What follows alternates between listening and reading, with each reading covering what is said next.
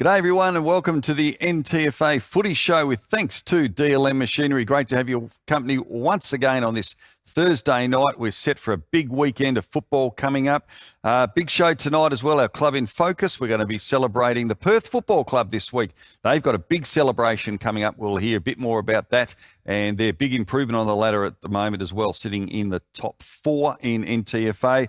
We're also going to have women's football. We'll take a look this week. Abby, not able to be with us this week, but we're going to take a look and preview what's coming up and the ladders and MVP as well. And plenty more to get through. Football around Tasmania. We're going to pay homage to an absolute legend who many know, Bob Wilson, with a little package as he gets inducted into the AFL Hall of Fame here in Tasmania at a big celebration dinner in Hobart coming up tomorrow night. And it segues beautifully into catching up with the Bridport Football Club. Troy Milne, 2013 coach, and Peter Roosendahl, 1993 premiership coach, all know Bob very well. So we look forward to catching up with them a bit later on in the show. Now, thanks to Little Rivers Brewing Company, a little bit different this week. Normally we always give it to the photo of the week, but this week, the 4-pack of Crafty Cuts, we think we need to honour Bob Wilson going into the AFL Tasmania Hall of Fame. You'll see the video a little bit later, and he'll be taking home that 4-pack this week. We think is very appropriate. All right, all you got to do though, make sure send in your footy photo, and with thanks to Little Rivers, we'll give away a 4-pack next week. Let's get stuck into the men's footy action coming up. Firstly, the very interesting and tight NTFA Premier Division ladder. It is starting to really heat up now because of some results, and particularly at the top of the table. Check this out. The Hillwood Football Club, well, they went through the first 10 weeks undefeated. They've slipped up the last couple of weeks, and back-to-back defeats last week to a red-hot South Launceston. They're sitting in 4th. Then we've got just half a win behind Hillwood now is Rochalee. They could be on top of the ladder very shortly the way they're going. They've hit their straps over the last couple of weeks as well. It is a grand final replay coming up this week. They're going to be taking on Longford, who are sitting 3rd. South Launceston, well, they've won their last 6 now and had a 7-goal win over the table-topping Hillwood. And Bracknell hold on to 5th by a win and percentage. But they have played that extra game, as you can see as well. So they do have the bye this week. So it's a big game coming up, particularly for Bridgenorth, because they have the opportunities. We have a look at the fixtures for this weekend. Bridgenorth are going to be up against Hillwood down at Shark Park at Hillwood. Bridgenorth, a win, they'll go in the 5 pretty much if they could get that percentage up. They probably won't quite be there with percentage, but they'll be equal on games with Bracknell if they can win. But Hillwood certainly want to get back on track. We've also got footy up at Scottsdale at 2 o'clock on Saturday afternoon. They are taking on Deloraine as well. So that is 7th versus 8th. As I mentioned a little earlier, the grand final replay, Longford are taking on Rochalee out at Longford. That is also at 2 p.m. Now, just note, Georgetown and South Launceston on the screen said the start time there. The game is actually at 12:55. So Georgetown and South Launceston, 12:55. The women are going to be playing at 3 o'clock, but we'll have details on that a little bit later on in the show. All right, so that is the games coming up. Let's have a look at Division 1 and the ladder there as well as it stands at the moment. Old Scotch, well, they are having an outstanding season. Of course, runner-up last year, losing to St. Pat's in that grand final, and plenty to play for them. 13 wins from 13 games, and they defeated Bridport last week. St. Pat's had an important victory over third-place Lilydale by 20 points. And Old Launcestonians, a 4-goal win over Evandale has opened up, they're 1 win ahead now of Evandale. That was a big game, as we said last week on the show. So that is the state of play of the top 5 as well. Perth sitting in 4th place on the table as well. And then Evandale and East Coast a game out. So let's have a look at the games in Division 1 coming up this weekend in the NTFA. And Bridport, we'll feature them a little bit later on in the show. Big game out there at Bridport on Saturday where they take on the East Coast Swans. That memorable game a little bit earlier in the season when they played at Pyangana. Now, the other games coming up, we've got Perth. They're going to be taking on the Meander Valley Suns. That one is out at Perth on Saturday afternoon at 2 o'clock. And Old Launcestonians also at home, Invermay Park. They take on University of Tasmania. And Evandale, Morven Park, 2 o'clock Saturday afternoon as well. They are taking on the reigning premiers, St Pat's. So that is what's coming up. MVP. Now, this is getting very interesting with thanks to Bogues. Our top two in the men's Premier Division, well, they've taken away a little bit. Jordan Cousins from Rochalee and Bracknell's Josh Woolley have opened up a little bit of a margin there of the top two, but Josh and Jordan both picked up 5 votes respectively in their sides' victories last week. So Cousins, the reigning winner of the MVP last year, is leading by 3 from Bracknell's Josh Woolley. Isaac Thompson of Hillwood, he slips to 3rd and is 7 votes behind. But plenty of footy left in this season. Jay Blackberry making a move too. He's now on 21 votes. So getting very, very tight indeed. To Division 1 MVP. And here are the votes as after the games from last weekend's footy action. And the leaderboard there after round 13, you can see John McKenzie. Well, he's doing it well. He collected another 4 votes in his side's win over Bridport. And he now leads Perth's William Haley by a whopping 13. Haley picking up 3 votes. But the big mover from St Pat's, Callum Harrison, BOG, 6 votes last week. So he has now moved into outright 3rd on the leaderboard. So very interesting indeed. John McKenzie, going to be very hard to catch, the veteran from Old Scotch. So that's all the news, your ladders, your games, and the MVP in men's footy.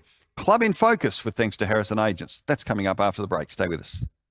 Durable, reliable, heavy duty.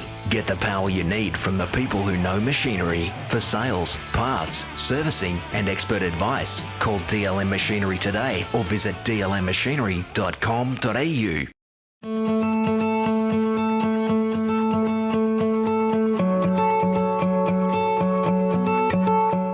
Welcome back to the NTFA Footy Show with thanks to Harrison Agents. Time now for our Club in Focus. And this week, it is the Perth Football Club, formed way back in 1904.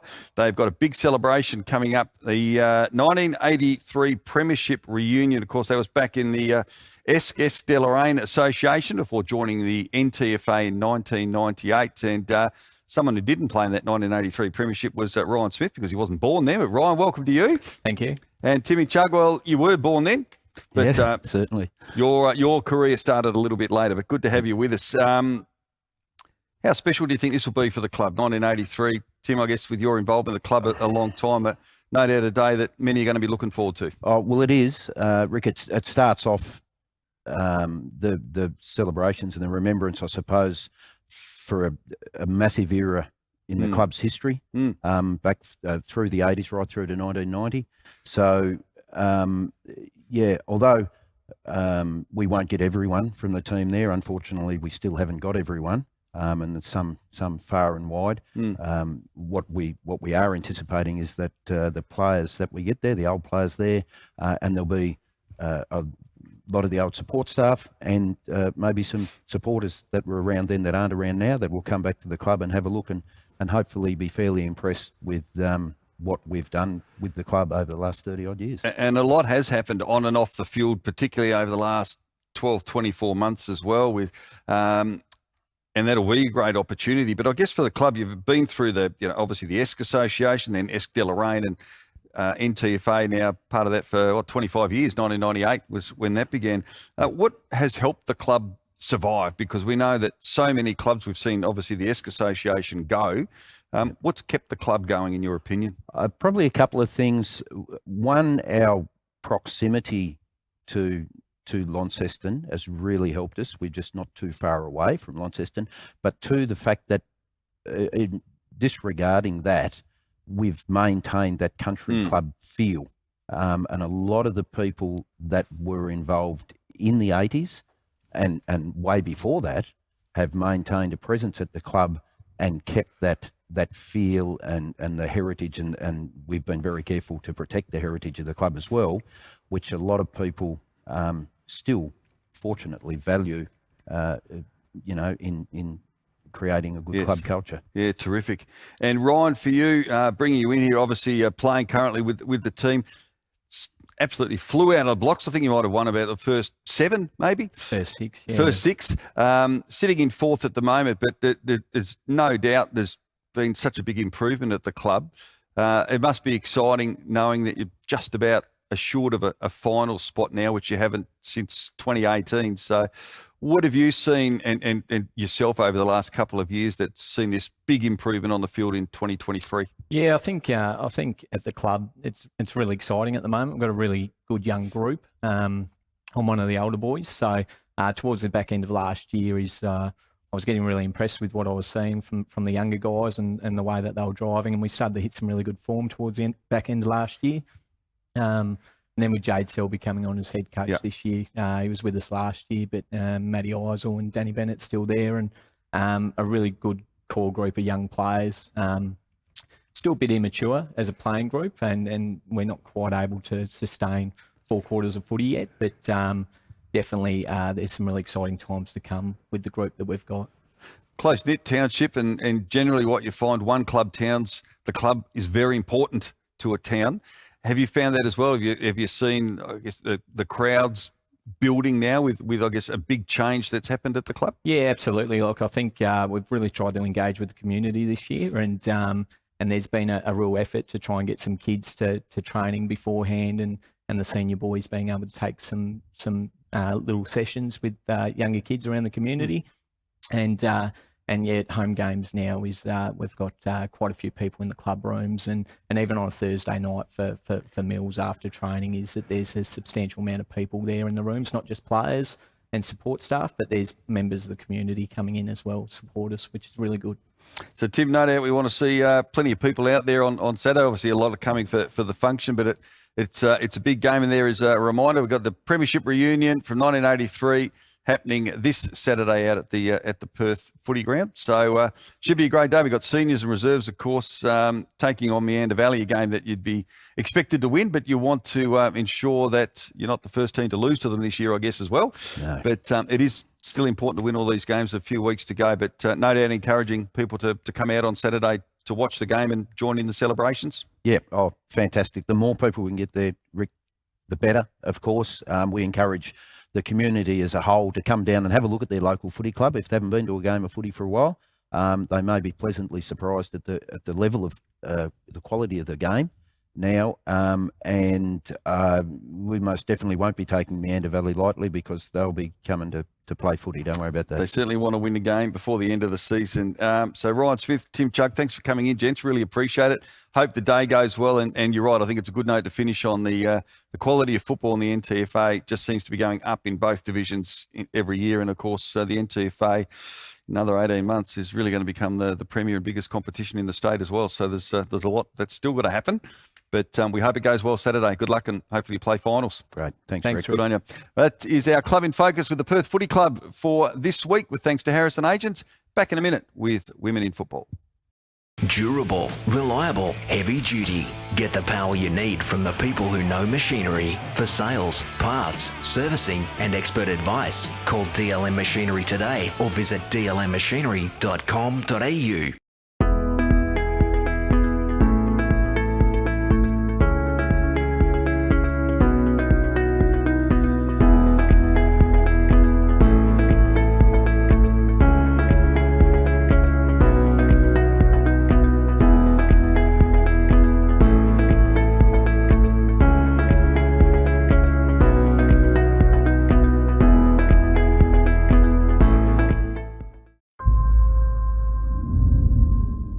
Great to have your company on the NTFA Footy Show. It is now time for women's football, and it is all thanks to Cleanaway. A big thank you to them. Only 4 rounds remaining now before the finals in the Women's Premier Division. There are a couple of really important matchups coming up over the course of the next week.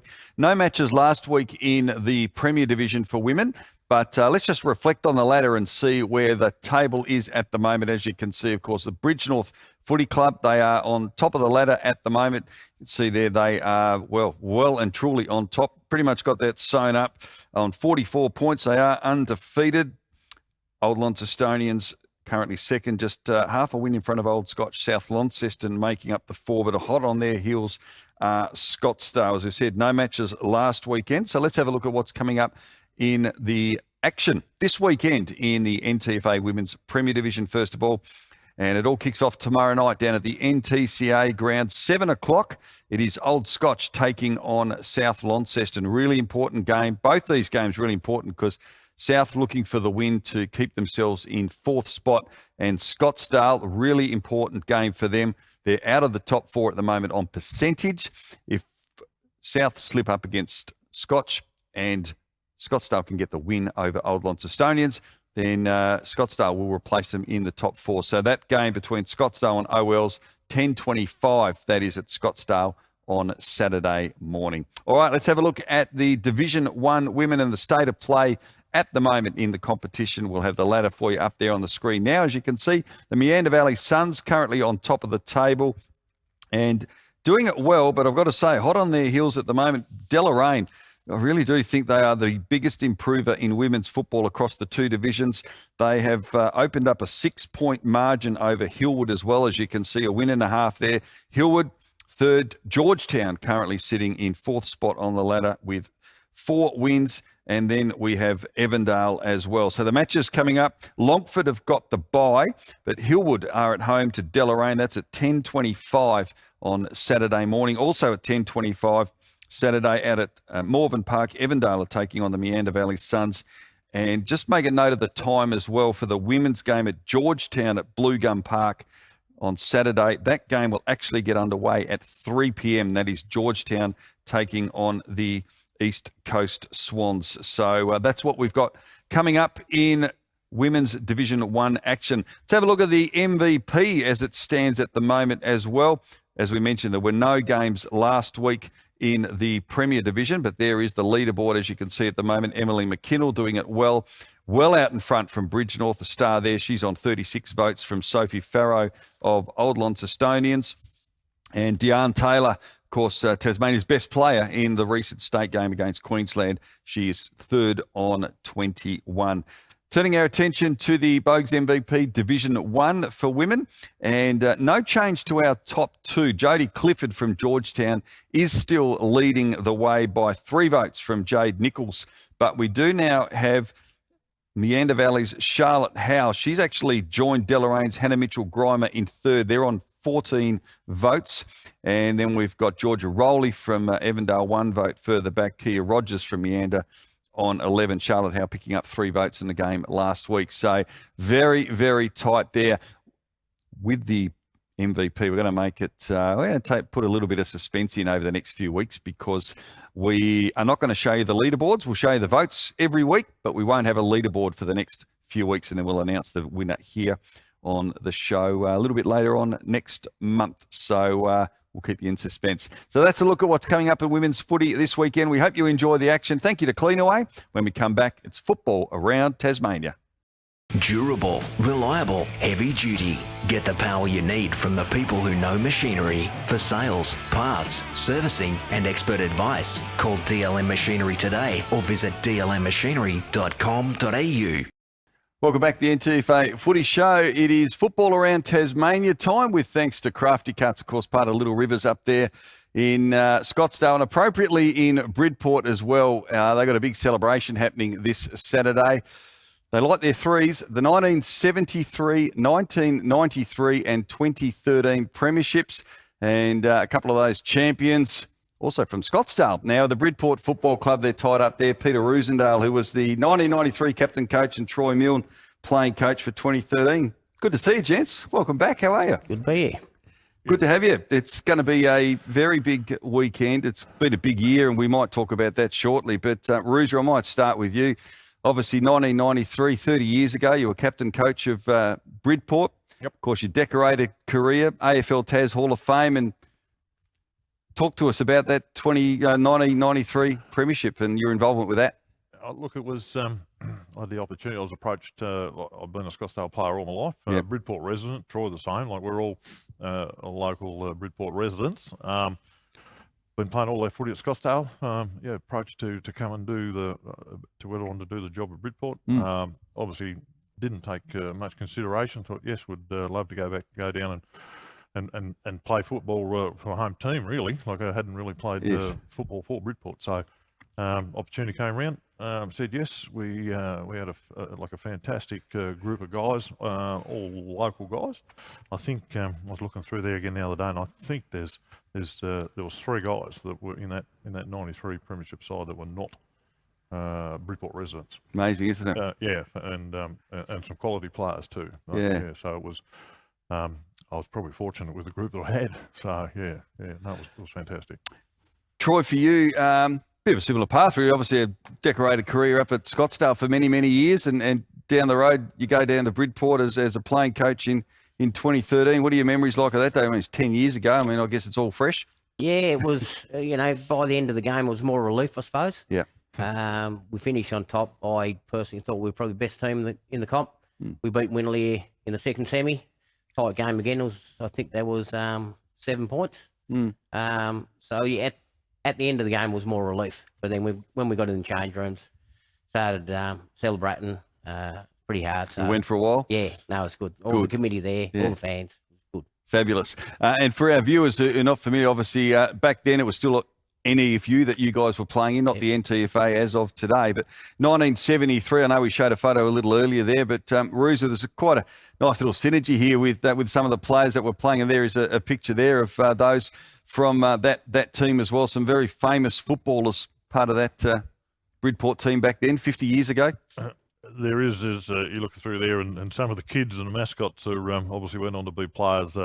Like Bobby Taylor there, and that sort of stuff on the bottom right. Scottsdale players, and I think Trevor that was been involved in getting those guys back together in there. And I think there's about 8 or 10 of those guys that are left and kicking around that'll be getting together with everyone on the Saturday coming up. So, Troy, what does it mean for the club, do you think, this weekend? Because there's 3 decades of premierships that are going to be celebrated. It's a big year for the club back in the NTFA after a year in recess. How do you think this will really boost the town, I guess, as well? Because there's been a lot of interest from the town. They've really gotten behind it. Yeah, there has. And, have 3 different teams. It'll be a very big day, don't add about that. And the club's done a heap of effort to get the club back up and running. And, if the club wasn't up and running, it wouldn't be half as special, this celebration of the three different teams. So, committee's done a wonderful job. It's going to be a great afternoon. So obviously anyone who wants to head up there, pretty important game of football as well this weekend. So I think last time you played was at Pyengana against East Coast Roos, is that right? Pete was there. It was, and led most of the day and lost in the last quarter by a kick, 3 points, and gave it away. Should have really won. Well, best view in Hopefully football. Turn it around this weekend. Indeed. It's going to be a great day. Hey, just finally, a word, maybe quick word from each of you on Bob Wilson, who obviously has done so much for the football up in the northeast.